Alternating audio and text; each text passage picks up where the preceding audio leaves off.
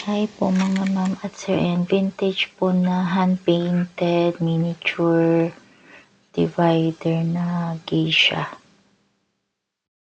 Ayan. Yung wood po nito, rosewood po mga ma'am at sir. Ayan, vintage, may ukit pa. Sa kabilang side, ayan, mga ipon. Four Seasons po ang kanila. Hand-painted din. Ayan. Ano po ito? Ang size nito, 9.5 by 7 inches. Ganyan po siya.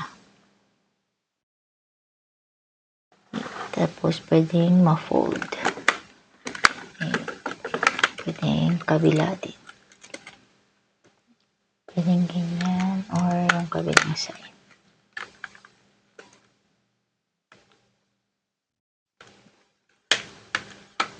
PM na lang po. Thank you.